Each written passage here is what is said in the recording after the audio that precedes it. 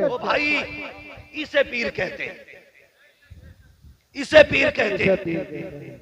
और अल्लाह माफ करे, अगर शहर का सबसे बड़ा स्मगलर, सबकी बात नहीं कर रहा हूं जी, सबकी बात नहीं कर रहा, मैं चंद लुटिया डुबाने वाले पीरों की बात कर रहा हूं जिन्होंने कौम की लुटिया डुबा रखी है।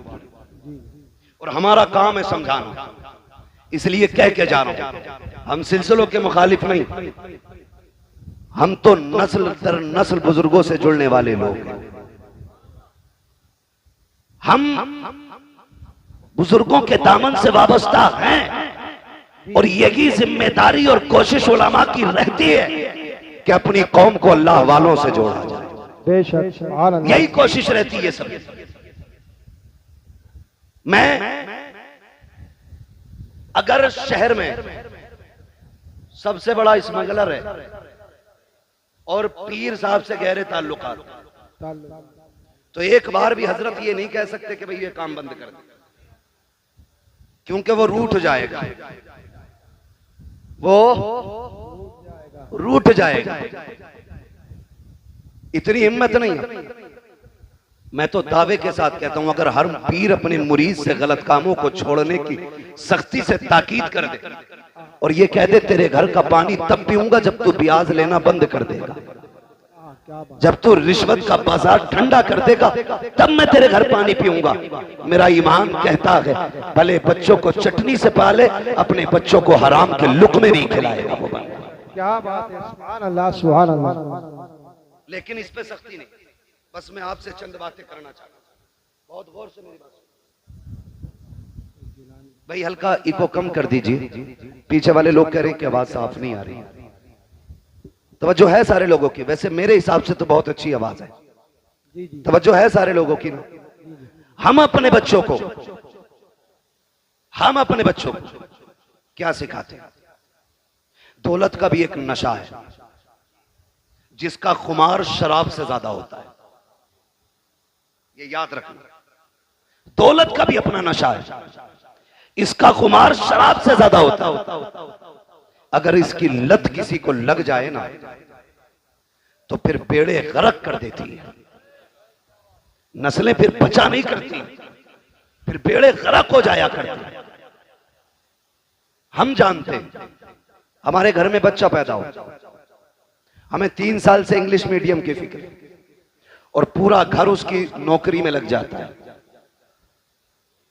वक्त पे जूते, वक्त पे ड्रेस, वक्त पे किताबें, वक्त पे टिफिन, सारी चीजें तैयार होती हैं, सारी चीजें।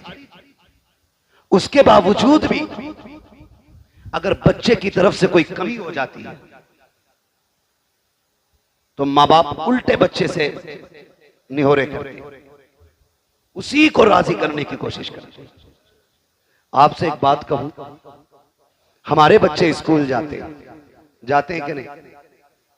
जाना चाहिए, मैं तालीम का मुखालिफ नहीं, पढ़ें और आगे बढ़ें। इस दौर में वो तरक्की करेगा जिसके हाथ में कलम होगा। क्या बात है, जिसके हाथ में कलम नहीं उसे भीख भी नहीं मिलनी है, क्योंकि अब तो भिखारी भी QR कोड लिए घूम रहे हैं। मिल गया रोड पे भाई, 2 महीने का टूटा नहीं है, उसने जेब से निकाला, मशीन थी पूरी, बोलने वाली बटन दबा के बोला लो इस पे कर दो। मैं उसका मुंह देख रहा, मैंने भाई दिए जितने देने थे वो खटाक से उसकी मशीन बोली, इतने रुपए प्राप्त हुए। मैंने कहा फकीर भी इतने आगे बढ़ गए, मेरी कौम अभी कितनी पीछे पड़ी है। पढ़ें और आगे बढ़ें। भीख भी पढ़े लिखे लोगों को मिल रही है। लेकिन आपसे मैं एक बात कहूं, हम अपने बच्चों को स्कूल भेजते हैं, बोलो कै बजे उठ जाते हैं? कितने बजे उठ जाते हैं? माँ और बाप या माँ बहन ये तकरीबन 4 से 5 बजे तक बेदार हो जाते हैं। क्यों? बच्चे को स्कूल जाना है। इसलिए 4 बजे उठ जाते हैं माँ बाप, और 4 बजे उठने के बाद मां नाश्ता टिफिन सारा तैयार करती है, बहन बस्ता तैयार करती है, बैग तैयार करने के बाद बच्चे को वक्त पे उठा करके स्कूल भेजा जाता है। जो मां 4 बजे उठ करके अपने बच्चे को वक्त पे स्कूल भेज सकती है, वो अजान सुनने के बाद अपने बच्चे को मस्जिद क्यों नहीं भेज सकती? इसलिए 4 बजे उठ जाते हो कि अगर टाइम पे बच्चा नहीं गया तो टीचर नाराज हो जाएगा, इसलिए शहर में उठ जाया करो। अगर बच्चे को मस्जिद न भेजा खुदा नाराज हो जाएगा, असर में बच्चा नहीं गया खुदा नाराज हो जाएगा, मगरिब में बच्चा ना गया खुदा नाराज हो जाएगा, ईशा में बच्चा ना गया खुदा नाराज हो जाएगा। दावे के साथ कहता हूं 5 वक्त 10 साल तक तुम बच्चे को मस्जिद भेजो, खुदा की कसम पूरा मुआशरा तुम्हें 5 वक्त मस्जिद में सजदे करते नजर आने लग जाए। ये माँ बाप की सबसे बड़ी गलती रही कि उन्होंने बच्चों को मस्जिद नहीं भेजा। अगली बात सुने, कितना अजीब दौर है। मोबाइल मोबाइल सब पे बड़े बड़े, किसी पे जरूरत है, किसी पे बिला जरूरत है, ऐसे ही है ना। अब तो हाल ही हो गया। मैं कहता हूं कि हम वो खुशनसीब लोग थे कारी साहब जिन्हें मां की गोद मिल गई। हम रोते थे तो हमें मां गोद से लगाती, सीने से लगाती थी। आज बच्चा रोता है तो माएं सीने से नहीं लगाती, माएं सीने से नहीं लगाती। बच्चा रोया, मां ने गुनगुना बजाया, बहुत छोटा है तो वो ये सोचता है ये क्या दे दिया। थोड़ा समझदार है तो भाई ये सोचता है ये क्या बज रहा है, और समझदार होता तो भाई ये सोचता कैसे बज रहा है। ये फिक्र बच्चे की रहती है। मैं हर बाप से और हर मां से गुजारिश करूंगा, खुदारा जब बच्चे बचपन में रोया करें ना, इन्हें मोबाइल ना दिया करो। इन्हें तुम्हारे सीने की ठंडक की जरूरत होती है, इन्हें कलेजे से लगा के प्यार दिया करो। वरना याद रखिए आज ये कमजोर है, इनको तुम्हारे सीने की जरूरत है, तुम इन्हें गोद नहीं ले रहे हो। कल जब तुम कमजोर हो जाओगे तुमको इनकी जरूरत होगी। आज तुमने मोबाइल थमाया है, कल ये तुम्हारे हाथ में मोबाइल थमा के कहेंगे हमें वक्त नहीं है, लो मोबाइल से वक्त गुजारो। खुदा की कसम जब रीढ़ की हड्डी दर्द करेगी तो मोबाइल दर्द नहीं बांटेगा, जब पिंडलियां टूटेगी तो मोबाइल से दर्द कम नहीं होगा, जब जबान लड़खड़ाने लग जाएगी तो मोबाइल तेरी तर्जमानी नहीं करेगा, जब तू ऊंचा सुनने लग जाएगा मोबाइल तेरे काम नहीं आएगा। आज अपना वक्त बच्चों को दे दो ताकि बुढ़ापे में कह सको हमने तुम्हें सीने से लगा के पाला था, आज तुम सीने से लगा के हमें पालो। अगर मोबाइल दोगे सीने से नहीं लगाओगे तो बच्चों का हक मान लगे हो। और दूसरा नुकसान ये होता है जिन बच्चों को गाने सुना के पाला जाता है वो डांसर तो हो सकते हैं, शराबी भी हो सकते हैं, जुआरी भी हो सकते हैं, अय्याश भी हो सकते हैं, बदमाश भी हो सकते हैं, मुस्तफा के गुलाम नहीं हो सकते हैं, गुलाम नहीं हो सकते हैं। क्योंकि मैंने पहले कहा था जैसे माशरे में बच्चा रहता है वैसा बोला करता है। मैं कहूंगा जब बच्चे रोया करें मोबाइल ना दो, उन्हें सीने से लगाओ और उन्हें लोरिया दो कि मोहम्मद से वफा तूने तो हम तेरे हैं, ये जगह चीज है क्या लोहो कलम तेरे। नारे तकबीर, नारे रिसालत, उलमाए अहले सुन्नत, मुफ्ती हम्माद रज़ा साहिब किबला और से अली जान मियां कॉन्फ्रेंस। नारे तकबीर, नारे रिसालत। बहुत लंबी बात हो जाएगी बेटे, मेरे जहन में जो है मुझे वही बात करने दे। अल्लाह जज़ाए खैर दे, फरमाइश ना करे मेरे भाई, मुझे चंद बातें जो जरूरी करनी है वो कर जाने दीजिए। अल्लाह आपको सलामत रखे, आपकी मोहब्बतों को सलामत रखे। तवज्जो है, चलूं आगे। नाराज हो गए आप लोग? जितने लोग नाराज हैं वो हाथ ना उठाएं और सारे कह दें या रसूल अल्लाह। अब भी लोग कशमकश में हैं, समझ नहीं पाए जुमला। बहरहाल मेरा कोई मसला नहीं, मेरा कोई मसला नहीं, बस मैं आपसे इतना कहता हूं, हम जब बच्चा हमारा सुबह तैयार हो जाता है, कभी कभार ऐसा होता है बच्चा पहले उठ जाता है और नाश्ते में थोड़ी बहुत देर हो जाती है कि नहीं, तो बच्चा कहता अब क्या करूं, तो अम्मी मोबाइल दे देती, तो टेबल पे बैठ, ये चला गेम खेल, पबजी खेल, और कौन सा गेम चल रहा है, कौन डूब गई, स्टेशन पे अकेला शोर मचा रहा था, अकेला ही कह रहा मार मार मार। मैं डर गया, मैंने कहा मसला क्या है, देखा तो कान में लीड लगा के चीख रहा था। पागल हो गए हम लोग। ये जवानियां ये पबजी के लिए थी, ये रात को चौकों में बैठ करके 3-3 बजे तक मार मार की सदाएं लगाने के लिए थी। मैं पूछना चाहता हूं इस जवानी को बर्बाद क्यों कर रहे हैं। ये जवानियां बड़े काम की हैं। आज बच्चा 18 नहीं 25 साल का हो जाओ, अम्मा कहती मेरा तो मुन्ना ही है, अभी गलती करके आता, बाप कहता सुनो आज ये शिकायत मिली है, कहती बच्चा है समझदार हो जाएगा। और कई लोग तो इतने गैर मुनासिब मशवरे देते हैं, अल्लाह उनके मशवरों को मुकम्मल कर दे। कहते हैं जो ना समझो उसकी शादी कर दो, कि जब कंधे पे जुआ आएगा तो खुद सीधा चलेगा। पता ये चलता मुफ्ती साहब अपना तो बेड़ा गर्क था ही था, दूसरे की बेटी का भी बेड़ा गर्क कर दिया। ये सही कह रहा हूं, कई लोगों की जिंदगी बर्बाद हो गई अधूरे मशवरों की बुनियाद पर। कह रहा जुआ रख दो सिर पे, कतई सीधा चलेगा। और जब जुआ रखा तो ऐसी गर्दन डाली उसने कि फिर जो 2-4 दाने चुग रहा था वो भी नहीं रहा, खत्म। ऐसे ही लोग कह रहे कंधे पे जुआ रख दो। हमने बड़े बड़े अच्छे सीधे होते देखे, 25 साल का हो गया, अम्मा कह रही है भी बालक है। तारीख का ये वर्क पलट जो सबसे पहले सिंध की धरती पे नौजवान आया था, जिसे दुनिया मोहम्मद बिन कासिम कहती है, वो 35 साल का नहीं, वो 17 साल का जवान था। 17 साल का जवान। कितने होते हैं 17 साल भाई? अभी 17 साल में हमारा हाई स्कूल कर रहा, हाई स्कूल, और इसे भी जूतों के फीते बांधने नहीं आए। 17 साल में कुर्सी पे बैठ के अम्मी से जूते बंधवा रहा है।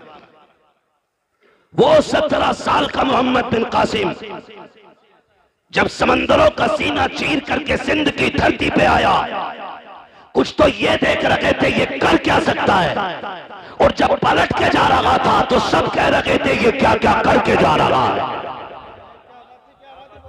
ये क्या क्या करके जा रहा है। और अभी 25 साल में कह रहे हैं हमारा लल्ला छोटा है, इसे आता ही क्या है, तेरा लल्ला 10 साल का नहीं 28 साल का हो गया है, इसे कुछ नहीं आता है। पूछ मोहम्मद बिन कासिम से 16-17 साल में रब ने कौन सी जहानत अता की थी, किस माशरे में रह के पले थे वो लोग। क्या पबजी का दौर था, मोबाइल का दौर था? नहीं, खुदा की कसम वो तलवारों की खनक का दौर था, वो ढालों की धमक का दौर था, वो जवानों के बाजुओं की ताकत का दौर था। आज एसी में रह के पलने वाला बच्चा कौन सा परचम लहराएगा, सिवाय पबजी के कुछ नहीं आता है। उनकी माओ ने दूध पिलाया था तो ये कह के पिलाया था ये जिंदगी भी नबी के लिए है, पूरी कायनात नबी के लिए है। आज हम शौक से पढ़ते हैं, शौक से सुनते हैं, ताज शरिया का कलाम है, ताज शरिया का कलाम है। क्यों भूल जाते हो उनका दिया हुआ सबक? कितनी प्यारी बात कही थी उन्होंने, कहा था जिंदगी ये नहीं है किसी के लिए, जिंदगी है नबी की, नबी के लिए। अख्तर कादरी खुल्द में चल दिया, खुल्द वागे हरे कादरी के। नारे तकबीर, हाँ बुलंद आवाज से बोलो, डरो मत तो किसी चीज से।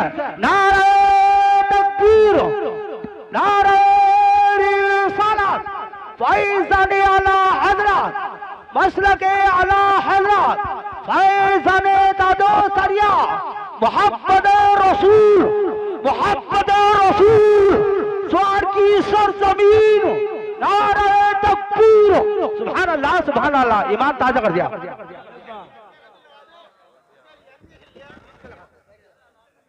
चलें आगे, जरा कह दें या रसूल अल्लाह।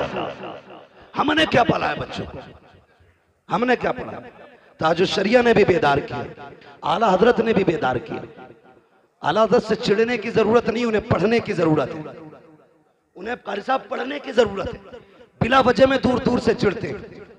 आला हजरत ने कहा था, सूना जंगल रात अंधेरी छाई बदली काली है, सोने वालों जागते रहियो चोरों की रखवाली है। कितनी बड़ी बात कह गए, सोने वालों जागते रहियो, सोने वालों जागते रहियो चोरों की रखवाली है। मैं आपसे कहना चाहता हूं, क्या तैयारी हमने की है? सारे नौजवान बैठे, सारे नौजवान बैठे, इतना कमजोर कोई नहीं है जो रोजाना सलातुत तस्बीह ना पढ़ सके। पढ़ सकता है नहीं हर नौजवान? अगर सीख ले तरीका, हर नौजवान एक मर्तबा रात में सलातुत तस्बीह पढ़ सकता है। इतने मजबूत लोग हैं, इतने मजबूत लोग हैं। लेकिन नहीं, ये मजबूती ताकत की नहीं होनी चाहिए, और जिस्म की ताकत से भी उतना काम नहीं बनता जितना रब की रहमत से काम बना करता है। रब की रहमत से जितनों ने गर्दनें मैदान जंग में कटाई, हर परवरिश के पीछे एक जियाली मां का हाथ है। पढ़ लो सारी तारीख। अलीजान बाबा की महफिल में बैठे हो, ये भी किसी पारसा मां का लाल होगा जिसकी रियासतें और इबादतें इतनी बुलंद हुई कि अल्लाह ने इसको विलायत का दर्जा अता किया। क्या बात है, क्या बात है, बहुत खूब। अगर माएं दीनदार होती हैं तो औलाद नेक हो जाती, लेकिन अगर माएं दीन के नाम पे बुज़दिल हो तो फिर औलादों में शेरे खुदा पैदा नहीं होते। ये याद रखिए, औलादों में फिर बहादुर पैदा नहीं होते। इसलिए माओं का बहादुर होना जरूरी है, और बहादुरी से मतलब है माओं का दीनदार होना जरूरी है। जो किचन में मोबाइल बजा के आटा गूंद रही है, उस रोटी को खाने वाला फजर में उठेगा? नहीं उठेगा। बताओ यार, उठेगा? अगर मां बिना दुपट्टे के खाना बना दे तो फिर उस रोटी को खाने वाले के दिल में दुरूद का जज्बा पैदा होगा? नहीं हो सकता।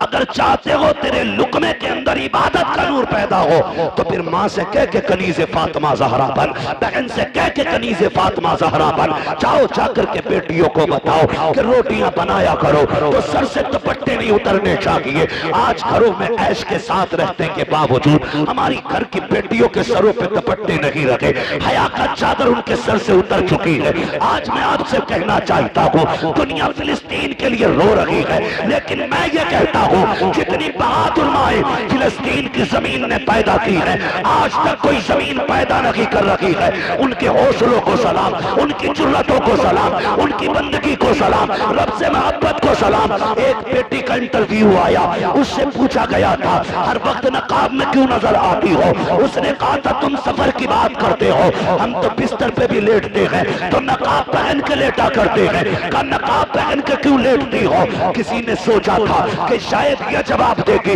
कि कब भागना पड़ जाए, इसलिए नकाब पहन के लेटते हैं, लेकिन उसके जवाब ने पूरी दुनिया को झंझोड़ के रख दिया था। बच्ची ने कहा था कि हमारी जमीन पे बमबारी हो रही है, कब जाने कहां जाने, किस जगह बम गिर जाए और छत गिर जाए, कब उसके नीचे मलबे में दब के मर जाए। हम नकाब इसलिए पहनते हैं अगर किसी छत के नीचे हम दम दब के मर जाए और लोग लाशें निकालने आए तो हमारे जिस्म के ऊपर नकाब का पहरा होना चाहिए ताकि किसी की नजर हमारे बदन पे ना पड़ने पाए।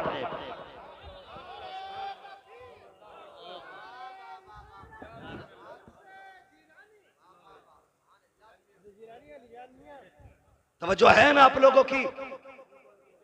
खुदा की कसम, ये गैरत वाली माएं हैं तो फिर लाल भी कैसे गैरत वाले पैदा हो रहे हैं। यहां तो 6 फीट का हो, 58 इंच का सीना हो, हाँ, और उससे कहते जा मस्जिद में चिराग जलाइए। कह रहा भैया पता रात को 2 बजे जिन्ना में मैं ना जाऊंगा। बड़ी मजबूत रिवायत है इनके याद। हाँ, रात को जिन्नात मस्जिद में जरूर आते हैं इसके लिए। कह रहा कतई नहीं जाऊंगा, जिन्नात आ जाऊं। कद कितना है? 6 फीट। सीना कितना है? 58 इंच। 56 किसी वजह से नहीं कह रहा हूं,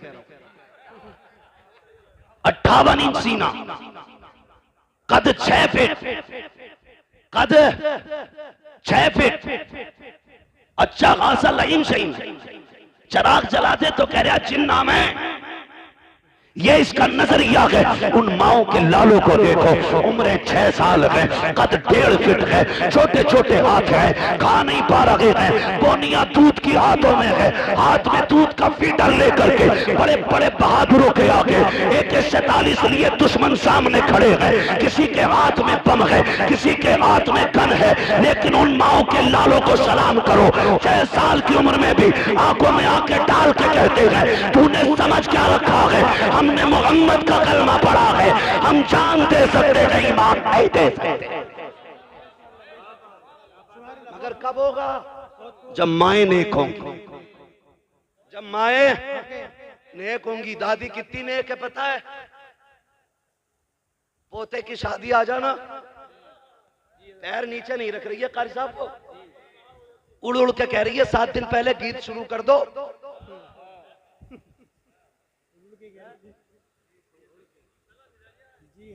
कह रही है गीत शुरू कर दो, कब करोगे? 7 दिन रह गए, मेरी अम्मा शादी में 7 दिन है और तेरी मौत का एक लम्हा भी बाकी नहीं है। ये तो पता है कि बारात 7 दिन बाद जाएगी, लेकिन अगली सांस की गारंटी नौजवानों है गारंटी? सारे बोले है गारंटी? नहीं गारंटी ना। हुए नाम वर्बे निशा कैसे कैसे, जमी खा गई आसमां कैसे कैसे। कह रही है 7 दिन रह गए, गीत शुरू कर दो। लड़का अगर हाफिजिए ढाल लिया तो कह रही है कि मैयत बनवागा क्या घर की। और ढोलक में मीरे महफिल बन के बैठती है। हाँ, बारी लगा रही है, अब तू गा, अब तू गा। और जब परमल बट रहे तो कह रहे हैं पहले दादी को दो। सेव कहते परवल खीले ना, खीले ना, पहले दादी को दो। क्यों? कि इसका सबसे बड़ा कारनामा, गलत नहीं कह रहा हूं मैं, सबसे बड़ा कारनामा है। कभी कभी रातों में गांवों से गुजरना होता है, चंद नौजवान लड़कियों के साथ, एक बूढ़ी साथ होती है।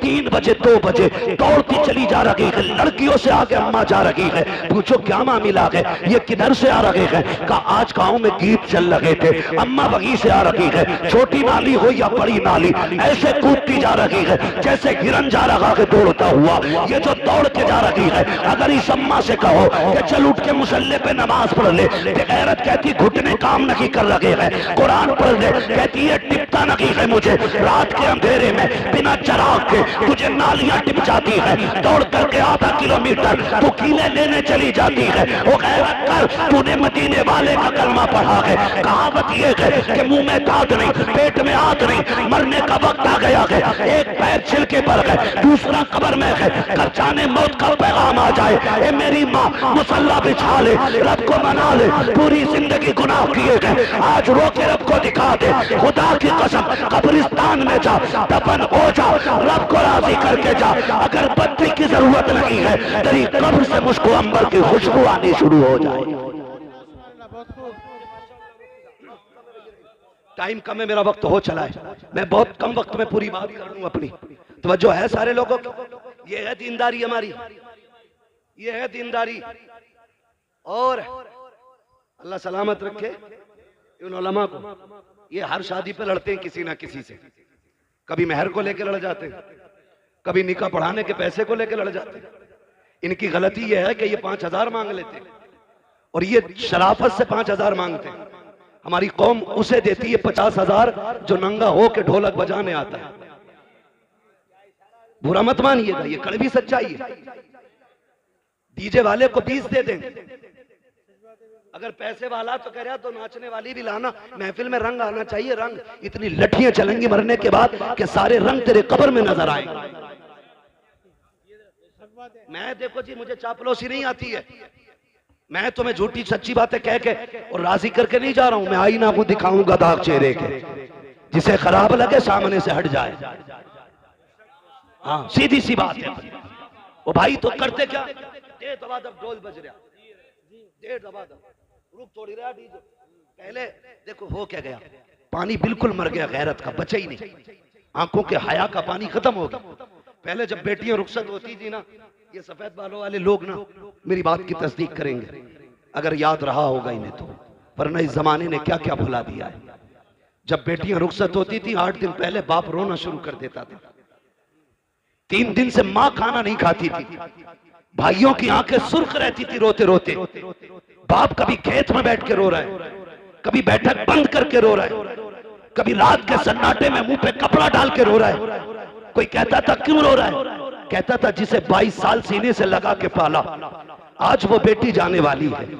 जो मुझे आते जाते टोका करती थी, आज मेरी लगते जिगर जाने वाली है। यार मैं इसलिए रो रहा हूं, कल मेरी बेटी चली जाएगी, 1000 मेहमान होंगे, आंगन खाली नजर आएगा, उसके बगैर घर उजड़ा उजड़ा नजर आएगा।